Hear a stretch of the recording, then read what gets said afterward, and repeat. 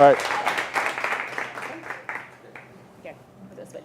All right, can you hear me now? Yeah. Great. All right, good morning, everybody. As Madison mentioned, my name's Matt. I work with the University of Alabama Center for Economic Development. I am an architect and a planner, but I'm also originally from the state of Alabama. So when I was given this theme of water, I think they did that because I've spent my career working on a lot of projects related to that. It's a big topic. There's lots of different ways to approach it and discuss it. But for me, the interesting part was around this question of the environment versus development.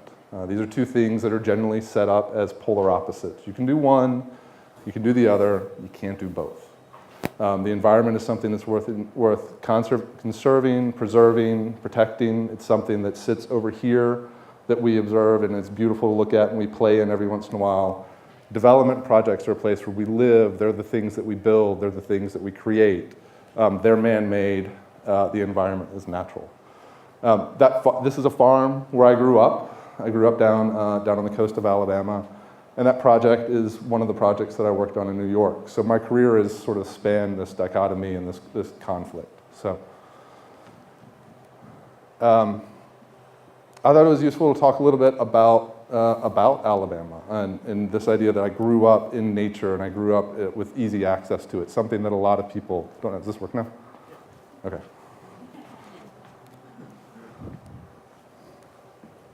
High tech. So I grew up down, this is the end of the street where I grew up. This was down in Mobile Bay. 10-minute walk from my front door to have access to a place of beauty like this. I grew up in the water. I grew up playing in the sand. I've since learned that that is a really unique thing. A lot of people don't have the access to do that. If you had the chance to talk to Cabo River Society, that's one of their main programs, is they're getting groups out and they're getting kids out through their clean program onto the Cabo River. And they're finding that kids just don't get to do that nowadays. The Mobile Delta, is something that is incredibly unique and important for the state of Alabama. A lot of times we forget, because we live in Birmingham or we live in an urban environment, we forget about that nature that does surround us. The Mobile Delta has been described by E.O. Wilson, this famed Harvard biologist, as one of the most biodiverse regions in the world, and actually describes it as America's Amazon. Right, I'm controlling it now. I also grew up 45 minutes from this place, from the Gulf Coast of Alabama. Many of you have probably been down there, been on the coast. What you might not realize is the number of guests that come through that place every year. 6.3 million people go down to see our Gulf Coast. That's roughly equivalent, if not a little bit more than the number of people that come to Birmingham every year. But they do it with a population of 18,000 people. So we think that the Birmingham Metro has about, I think it's around 1 million maybe. If we take the whole metro area, I think our core has a couple 100,000. There's 18,000 people that live in Gulf Shores and Orange Beach. They're supporting 6.3 million guests. They're supporting over 50,000 jobs, which creates an interesting deficit in terms of the people that are able to fill those jobs. And they're generating about $4.4 billion in visitor spending. So it's one of the major income sources for our state from an economic perspective. But what that's doing is it's setting up a conflict between preservation of that place and the ability of people to come down and enjoy it without destroying it. That's something that's happening in Mobile too. As that area has been growing, Baldwin County is the fastest growing county in the state of Alabama. They're having massive transportation problems, and they're talking about putting a big bridge across Mobile Bay, connecting the eastern shore to the other side. When I left, though, I went up to New York and worked on a bunch of different projects, but I found myself dealing with this question head-on of environment versus the development. This was a new island that's being built off the coast of Bahrain. It was one of those things, this is the project that ends up actually being the last thing that I was doing as a licensed architect, where I was one of the designers. Because as we're going through this, what we're trying to do is we're trying to incorporate environmental features into this. We're trying to redevelop the coral reef that sits around here. You can't get more conflicted between environment and development when you're putting an entire new island in the middle of a body of water. So that whole thing that you're seeing there, there's nothing there right now. They've built about half of it, I should say. And that's rough. That's like building Birmingham. It's the entire city of Birmingham sitting on a new island off the coast. As we were going through that project on the design side, we kept suggesting components that would help restore the environment or help protect it. The developer fell into this traditional habit of saying, no, we don't do that. We can't do both of these things. And so they began pushing all the environmental features to the back and eventually got them and took them away from the project. So I was really disheartened after doing that project. There were a lot of beautiful things about it, but I wasn't able to satisfy this conflict between the environment and the development. So I ended up coming back to Alabama and developing, it was actually a partnership between Auburn and Alabama. So if you're ever dealing with collaboration issues, there's an example out here of two of the biggest rivals in the world figuring out how to work together. What we were doing is we were trying to take the talent of individuals like y'all in this room and figure out how they could support some of these big, wicked problems around the state of Alabama. We did these 2-day design summits where we'd get all of y'all together in a room with subject matter experts, and we would deal with stuff. And there was one that we did about public health. This one was about trails in Alabama, but one of them was about water. And it was, what do we do through these design summits that end up creating actionable items for organizations that they can begin to implement, right? So big ideas. Coming out of that was the Cahaba Blueway. And so what happened during one of those meetings is that's when I got to know the Cahaba River Society. That's when I got to know the Nature Conservancy. That's when we got to know a couple other organizations. The Community Foundation is involved in this, National Park Service, and who am I forgetting? Cahaba Riverkeeper's involved now. There's somebody I'm forgetting. Partnerships are really important. It's more important to remember the names, and sometimes they just run away from you. There you go. Thank you, whoever said that. So Freshwater Land Trust was another key partner in all of this. The Cahaba River is one of those places that you may or may not be familiar with, because over time, as the way the city has developed, we've pushed that river into the background in a lot of ways. And so the Blueway project was about bringing it back out and making it visible to people again. But as I said, like, I'd been away. I'm from the coast. I'd been away for 10 years. I didn't know anything about this river. And so these groups were educating me on it, but I realized, like, we needed to do something where we started celebrating the river and celebrating the people inside that watershed. So we're up here in Birmingham, up here. Well, there's no, up here. The river runs about 190 miles down to the original capital of Alabama, where it meets the Alabama River. And there's about 1,800 square miles of land inside that watershed. So a watershed is the area of land that drains into a river, right? So anything inside that watershed will eventually end up inside the river. That watershed's important because it's also a source of getting outside and seeing things. One of the things I learned through this project was that there's something out there, we've all heard of attention deficit disorder. There's also something called nature deficit disorder. This is the problem of kids not getting outside enough. When they don't do that, studies have shown that they have problems learning, they have problems with socialization, all these things that we're all trying to teach our kids how to be good people and to make sure they're learning.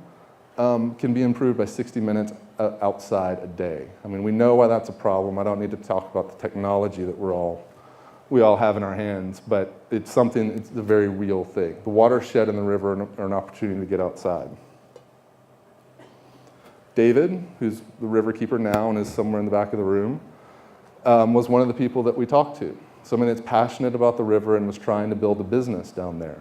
And he was doing it because that 191 miles is also an opportunity for outdoor recreation, to get outside, to have a good time, and to be active. So not just for kids, but for everybody. The reason that's important is because in 2017, outdoor recreation generated $887 billion across the entire United States. When you start digging into those numbers, what you see is that on a state-by-state basis, in the South, Alabama is ahead of only Mississippi. And it's not because we have less beautiful places, it's not because we have less of anything. except infrastructure. We don't have infrastructure in place that allows people to go out and spend dollars on outdoor recreation products. So we started thinking, well, then maybe this blueway, and I'll mention, I should say a blueway is really simply a water trail. There's a lot of different forms of them, but it's most easily described as the ability to get on a river and move from one place to the other. It's a collection of access points. It's a piece of infrastructure.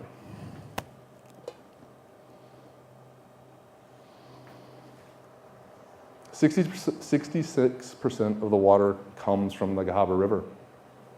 All right, Birmingham Waterworks pulls that water out of the river and they run it through a mechanical treatment system before it gets to you. Right? There's a cost associated with that, there's an effort associated with that, and there's an impact associated with that. What we learned, what other people knew and told me, was that we don't only have to do that mechanically. There's this biodiversity component to that river. The river is one of the most biodiverse locations in the entire world. By celebrating that and preserving it, primarily or largely through these mussels that sit down there in the river, we can lessen the burden on that mechanical treatment, and we can lessen the requirement and the dollars that we have to put into a treatment system in order to get clean water, right, into us. A little mussel, 2 to 15 gallons per day, which is just an amazing number. What that means is that 360,000 people drink that water. So that's a big number of people, right? And when you think about all the ways that you consume water and how much of you it is, you may not realize that it's actually 60% of who you are. So the water you consume, the Cahaba River, in a lot of ways, is 60% of your body, 70% of your brain. If the thing that you're putting in your body and forms the majority of you isn't healthy and good, how can you expect to be the healthiest, best person that you can possibly be? So protection of that river and the use of the river and familiarization of it is inherent to who we are, and it's a big defining part of us. So we took sort of all these big ideas. We had this notion of a blueway and what that could be, and we said, well, how do you develop one for the state of Alabama?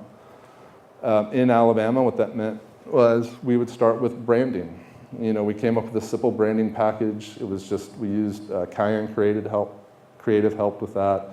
Some students from UAB pulled together a branding package that we were able to leverage into a grant to do a book and a movie, right? And so we ended up doing this book and movie. All those graphics and people and what you were seeing are coming from a book that was reminding people of why that watershed and why that river are beautiful and important. Right? We used that book, we started building love, we were able to go out and talk to funders, and it was important also to be positive, right? And so if we're talking about this conflict between development and environment, you know, this is in a lot of ways an economic development project that's trying to preserve the environment. So the only way that you begin to achieve that is that you're positive. You don't just talk about the things that are negative, you talk about these things from a place of affection and love and the things that are important to you.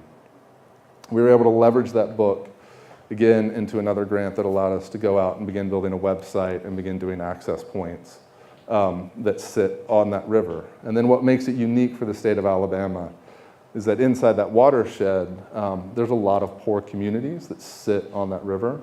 And so one of the efforts is how do you partner with them to do the access points so that they can take care of them themselves and it doesn't become a burden for them in the long run. So that project's about 8 years old. David and I were talking about that earlier. And where we are now is that we've been able to do some of these sites improvements. This is Grant's Mill on this side. Really natural input to the river. You see an example of the sorts of signs that are going out there, really intentional, really beautiful and well done to help people have the confidence that they're in the right place and that this is something that is worthy of protecting.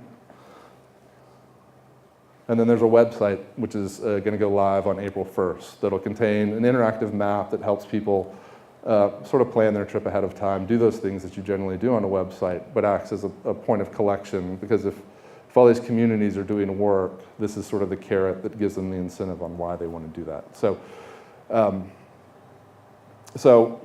that, like I said, is an 8-year project. There's this other component to water. Water is one of the most patient and powerful things that are out there. Over time, water creates things and it destroys things. If we're going to be working around water, we need to expect to be patient as well on the projects that we're doing. So like I said, that's launching on April 1st. But as I was working on that, this other opportunity came up with the Center for Economic Development down on the coast of Alabama in Gulf State Park. That was really going to get at environment and development in a very traditional way. But before I talk about the project specifically, just a little bit of background about that park. It's about 6,100 acres. It's part of a 21 state park system. It's one of the premier locations because it receives over 2 million annual visitors a year. So if that area is getting 6 million visitors, about a third of them are coming through this park on an annual basis. They're visiting that 6,100 acres. They have the ability to get out into nature using 28 miles of trails. And they're able to visit sort of 9 distinct ecosystems. Biodiversity is something that comes up over and over in the state of Alabama. It's something that's unique that we have that a lot of other states don't have. It's interesting from a scientific perspective, but it's also interesting from a beauty perspective because it creates a variety of experiences for us to go out and enjoy. There's 3 freshwater lakes and 2 miles of beach. If anybody's been down there, you know that to have 2 miles of beach that aren't covered with development is a pretty unique feature on the Gulf Coast of Alabama.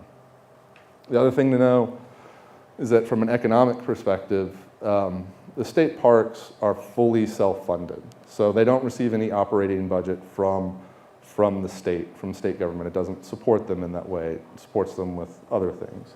So they have to figure out how to take care of themselves. This state park was one of the most impactful ones for receiving money and pushing it back. That idea of outdoor recreation economy and infrastructure, like these parks are part of that.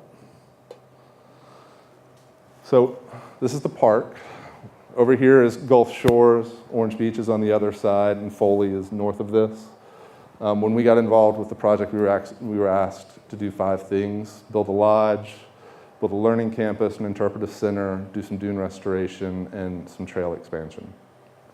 And I'm not going to talk about everything because you guys have to work today. But I'll touch on all of them quickly and around the issue of water.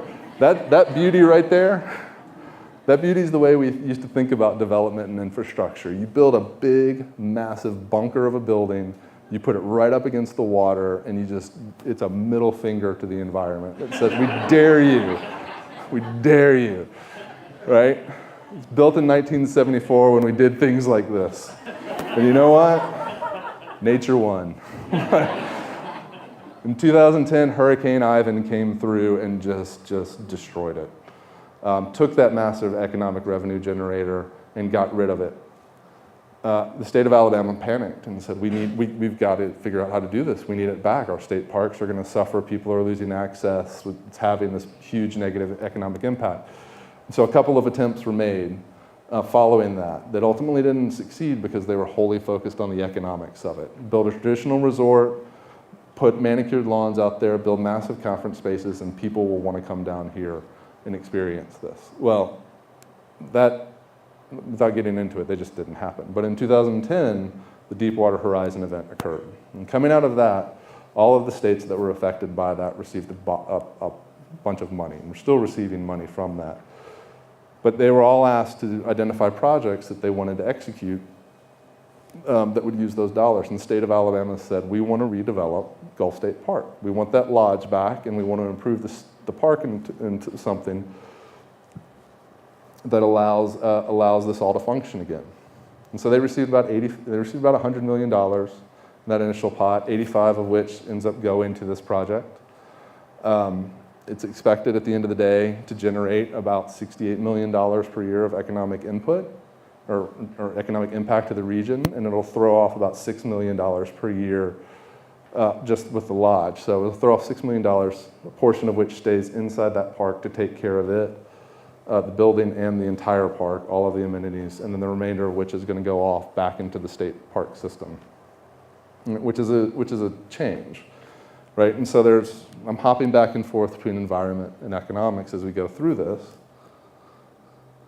because when we started, the idea was, let's take that question of environment and development, the question of environment and economics, and let's make that the core of what we're trying to accomplish. Let's make that the goal.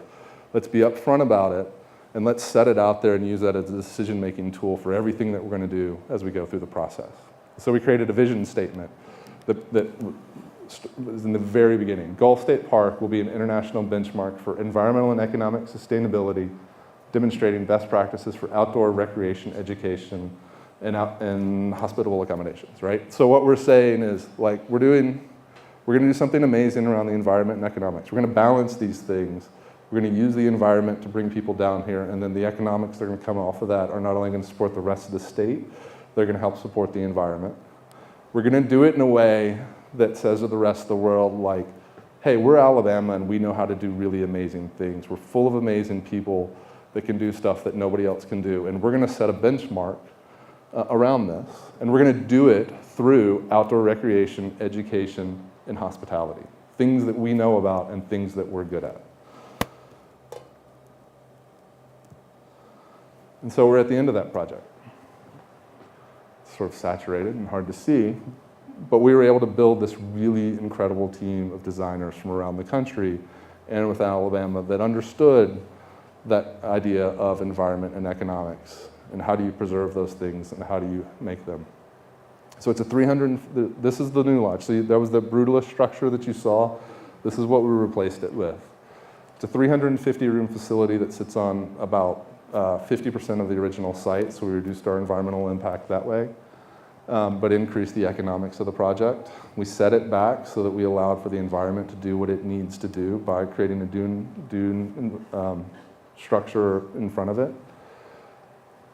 We created something that is not what you would expect to see in a state park.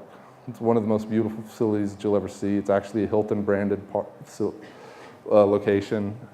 It's up to their standards. What you're looking at down here is the lobby that you enter into, that's evocative of national parks from around the country, but celebrate the nature, and those are one of our meeting suites over there on the right. You've got a lobby here in the center, restaurants, and then the rooms, and then there's a bunch of meeting space over here as well. So what it does also is that it's trying to achieve a large number of environmental certifications. It's trying to do things that are difficult to do in the hospitality space. It's going after something called LEED Gold, which is a building standard that talks about how you make buildings less impactful to the environment.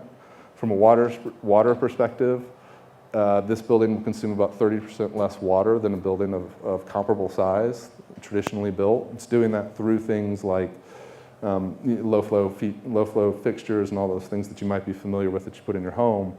But it's got a couple of unique features that really get us to that bigger goal. The pool. If you have a pool, you got to it's going to evaporate water, and the water is going to disappear, and you have to continually fill that pool up. Well, what this building does is that it's pulling, as the HVAC or the air conditioning is pulling and cooling off the building, it's pulling moisture out of the air, and it's collecting that moisture and putting it back into the pool. So we're not having to pull new water off of the waterworks system. We're actually capturing it on site and putting it there, using it on site. And then also all the water that's falling on this building is getting filtered and pushed into a constructed wetland so that it's getting pre-filtered before it goes back into the aquifer. So it's reducing the impact and need on the systems to treat it throughout there. We're sitting in a beach environment. I mentioned earlier, a lot of times you go to these places and you see manicured lawns and they're beautiful. Here it's beautiful in a different way because it's reflective of the dune environment that sits in, so it's all natural plantings that reduce the amount of water that's necessary to keep the landscape alive. So if it achieves its certifications, it'll be, I believe it's one of like 5 Hiltons that will hit LEED Gold. It'll be the first Sites Platinum landscape in the world, and there's a fortified certification which has to do with resiliency, and this was the second fortified building in the world. We had to do some dune restoration that was about protecting all of these new investments. That was about protecting them from the storm surges. And we had to do an expansion on the trails. When we started, there were 12 miles, and now there's 28 miles. What we're doing to address that issue of nature deficit disorder, how do you get kids out in the environment?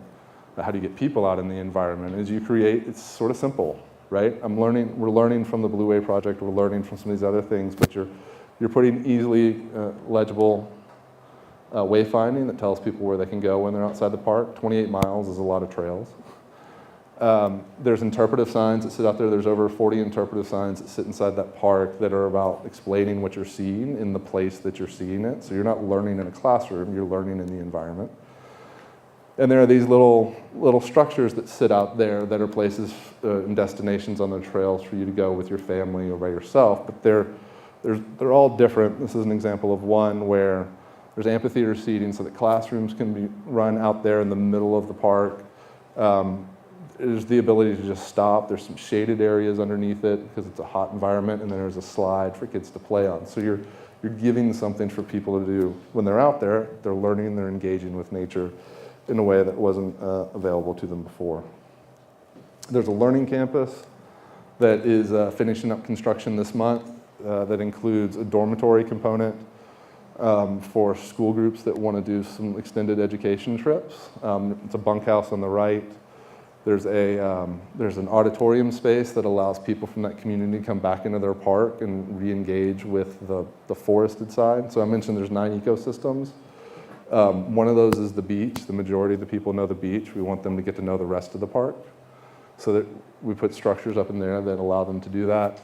And then there's one of the best local restaurants that's down there that sits right on that trail system so that as you're exploring the park, you're able to sort of hop in, grab a quick bite, and then get back out onto the trails without having to get in a car.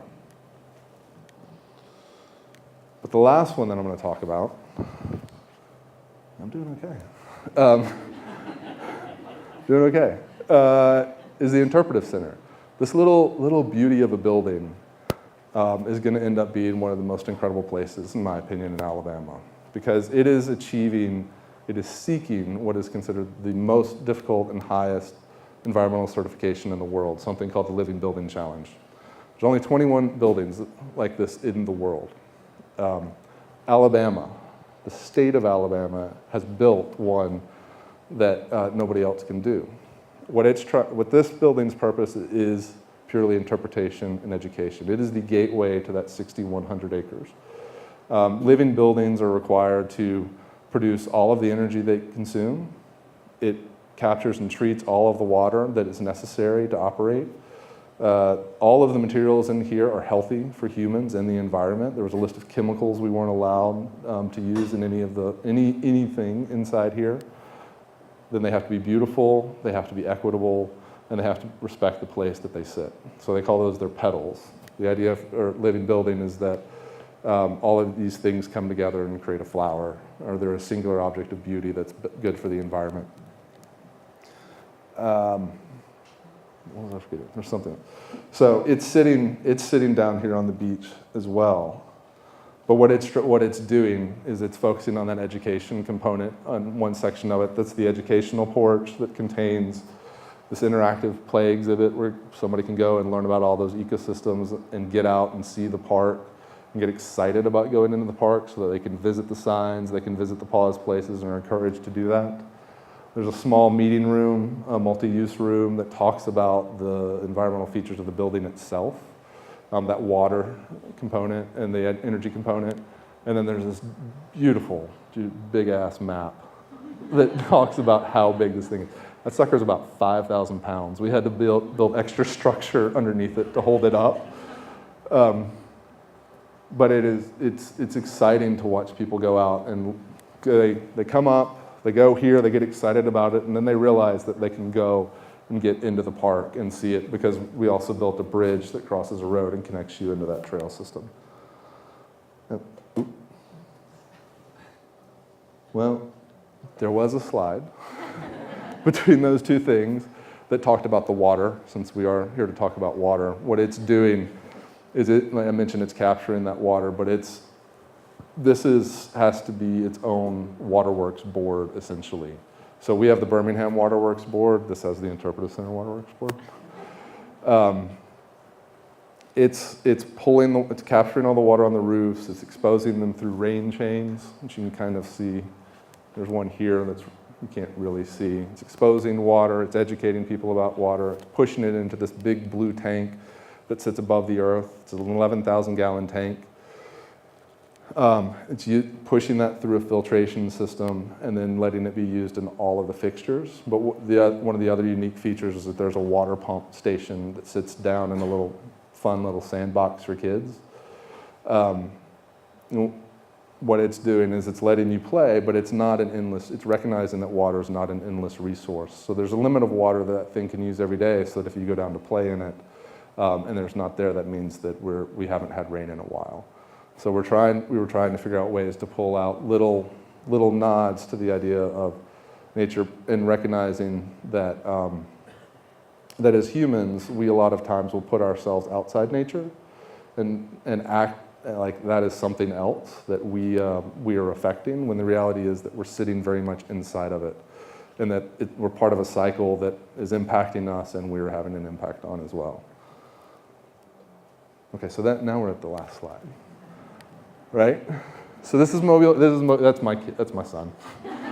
he's down. I'm starting to embarrass him now. But this is, again, that's Mobile Bay. That's where I grew up. This was him. We were back home, and I had this really beautiful moment of seeing him do the same kind of stuff that I used to do. Not that I ran around naked when I was older, but. I turned this slide in a couple of days ago, and when I did it, I was thinking about the things that you guys could do, and what it is that you could go out and do right now.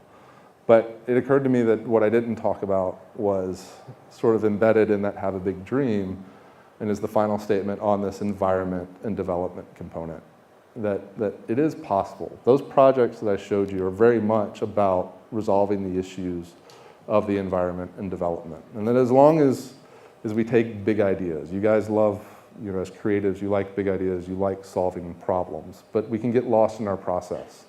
And as we move through a process, what can end up happening is that we start dealing with the minutia of it, and we allow some of these big ideas to go away. It's incumbent on you, who have familiarity with that creative process, to retain those big ideas. You define them, but then you're also the stewards of them in a lot of ways. You need to make sure that they stay in there and they don't go away, no matter how long the project is. That Blue Way was 8 years, this project was 6 years. You're all working on projects that are multi-year projects. Don't let those big ideas go. Start with the big dreams and hold on to them as it moves forward. We're all used to making choices based on economics. We do it every day when we go out and you're trying to decide what apple you want to buy, or you're grocery shopping, or you're buying something. Try making one based on sustainability so that you can get in the habit of it. Inform yourselves and educate yourselves on what that means for you. Like, you're very familiar with it from an economic standpoint. See how you can bring that in from an environmental perspective as well, in whatever way you feel passionate about. You might feel passionate about water. You might feel passionate about vegetable gardens. I mean, there's lots of different ways that you can go out and find your own passion, but it's important that you do that and begin making decisions based on that. Nonprofits. You guys have incredible skills around communications and storytelling. There's 3 nonprofits here. Like, go talk to them afterwards. They can use your help. They're really incredible people that are doing amazing work, but they need help. Like, they need the kind of help that you guys can give, and the ability to take some of those complex ideas and tell stories. The easy one, the fun one for you, is to go down to the river. Go find a place on the river that you can get to. On April 1st, the website will get launched, and that'll give you those locations that you can get down there, but they're already out there. There's one in Mountain Brook. There's multiple ones in Hoover and Shelby County. There's lots of different places that you can get on the river already. You can go out and enjoy it. And then the new thing to introduce is the Planet or Plastics Pledge. National Geographic has decided that this year is the year that we begin to deal with the problem of single-use plastics, and we reduce the impact that we're having on the environment through them. Google National Geographic Planet or Plastics. They have an online website. Well, I guess all websites are online. They have a website where you can go on there and learn more about the plastics that we're seeing in our everyday usage. And you can sign a pledge, and it's easy to do that. And one of the easiest things that you could do, that goes back to this idea of make a choice on sustainability, like when you're at lunch today and they bring you a water, if there's a straw in it, or if they offer you a straw, just say no. Like that's a single-use plastic that has an immediate impact and will give you a sense of accomplishment from what you've learned today. So that's it. That's what I got. And I can take questions about any of it.